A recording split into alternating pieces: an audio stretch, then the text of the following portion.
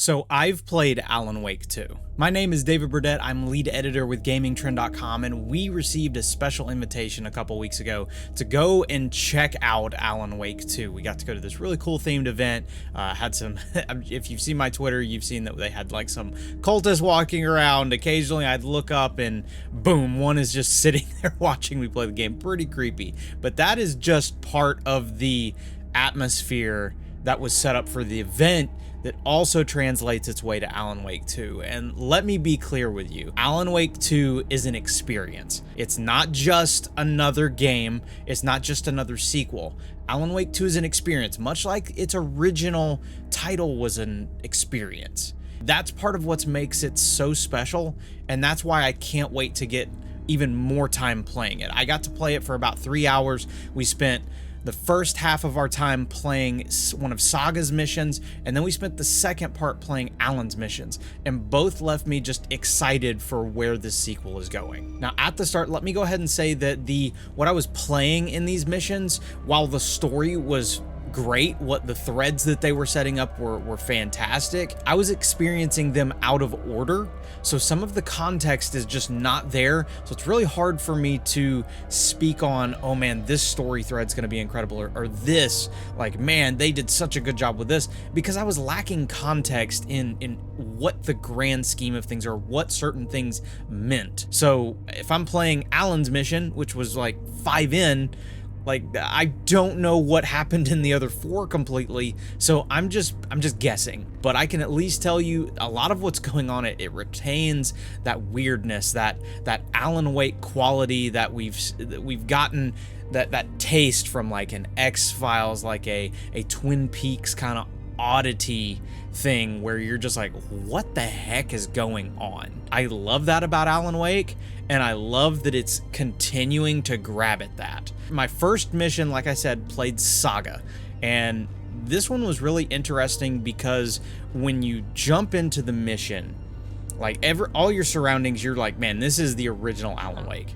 Because it's a town outside of Bright Falls called Watery that you're exploring. You're trying to figure out different things with this cult of the tree, and it feels like the original Alan Wake because of the mountainous surroundings, the wooded areas, the dense fog, gray that is there in that environment. So you're going to remember that. I get the feeling that that's probably going to be how the game starts, is Saga being there. So the original Alan Wake fans, they're going to really grasp this. It's going to be familiar to you if you've played the original, if you played the remaster, and that's a really good way to start because that's a way to hook players into the game. That said, Saga, she kind of is inserted into this in a very different way. Saga is different in that Saga, she's an FBI agent. She's trained in figuring out these mysteries ahead, even if they don't make sense in front of her. That isn't shaking her the way things were shaking Alan.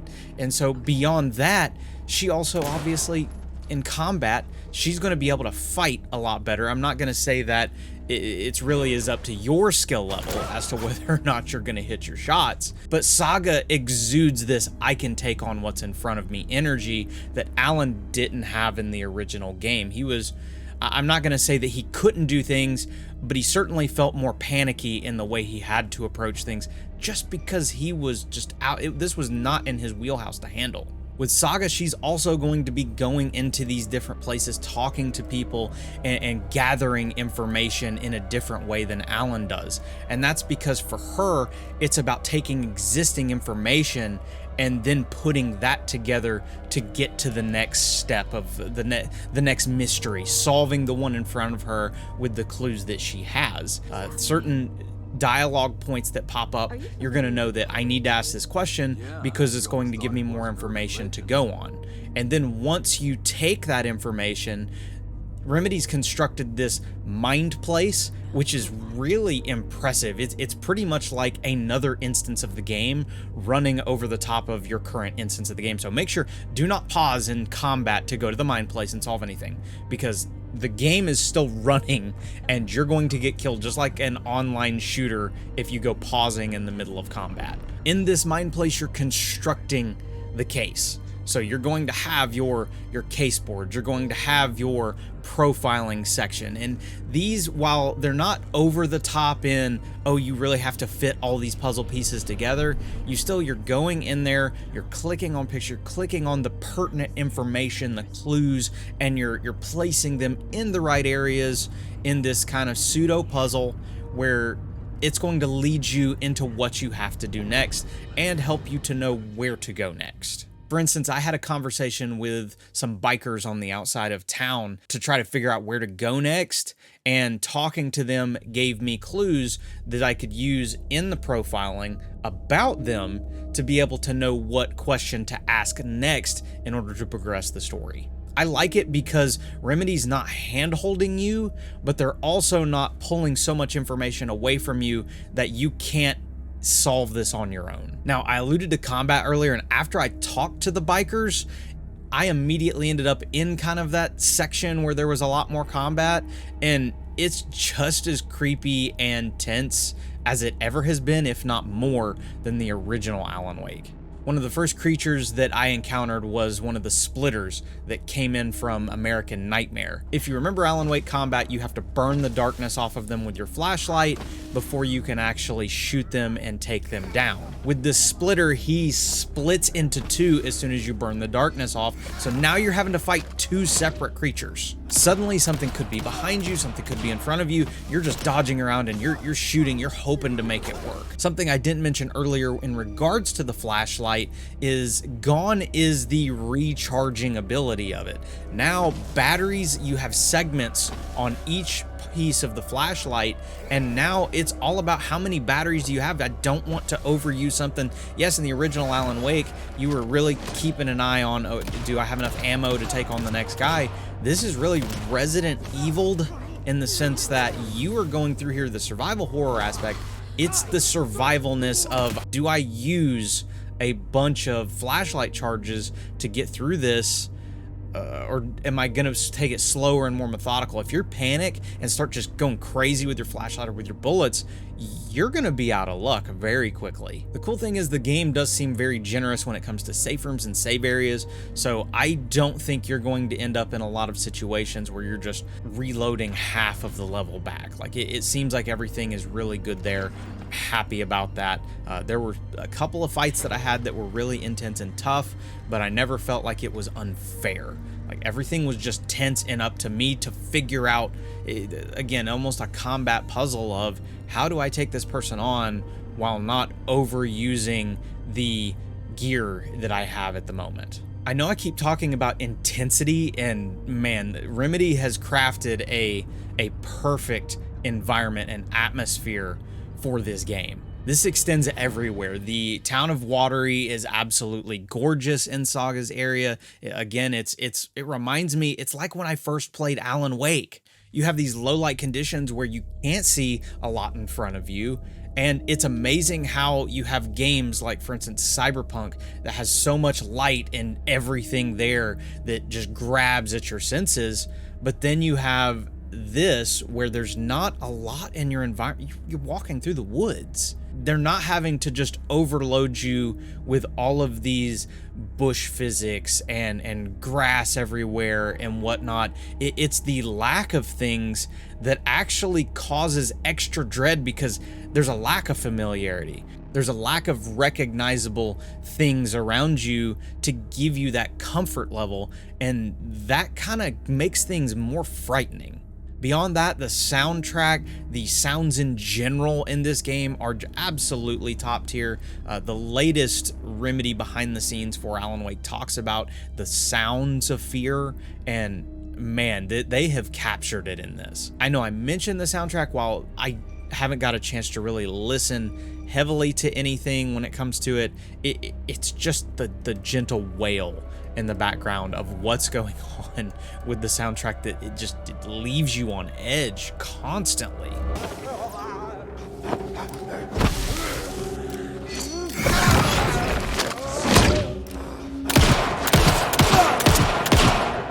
And then when you hear around the corner some crazy darkened man muttering to himself about things. You're just like, don't want to go around here.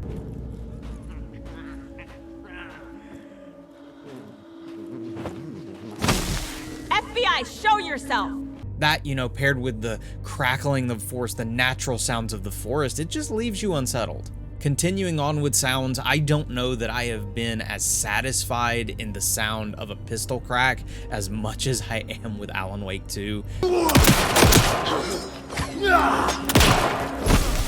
There's just something about that service revolver that Saga has that it just is satisfying, and it makes the impact of shooting an enemy satisfying. There's also, Remedy has a new wound system going on with enemies, so I mean, you see just where they're getting hit, the blood spatter, all of that different stuff. It just feels good. It's a great combat system in a game that isn't necessarily geared around a combat system. Watery does seem like it's going to be a very big area to explore. There's some things that I'm not allowed to talk about, but even getting past the things I'm not allowed to talk about, I actually could not finish this level. Like there's a lot here, and I'm looking forward to just digging into every nook and cranny. That's just a good game when it's one that I want to go and find everything. Then, the beautiful moment where I booted up the screen for the second level, the one that I'd been waiting for,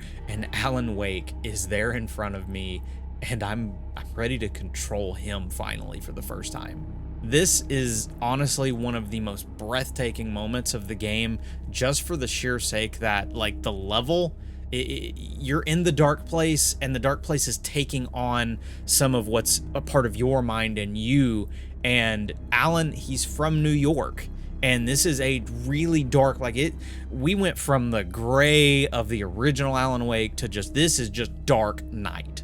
And that, backed with the neon glow of just the different businesses and whatnot, as well as you move forward, there are different neon signs that would come on to kind of direct you to go to a certain area. It's just beautiful. I kind of sat there at first, not just because, oh man, Alan's here, but just the visual feast that was in front as soon as you boot into that level it's just wonderful. There are also some new tools that Alan has at his disposal in this level, and the first one that I got to mess around with was the Angel Lamp.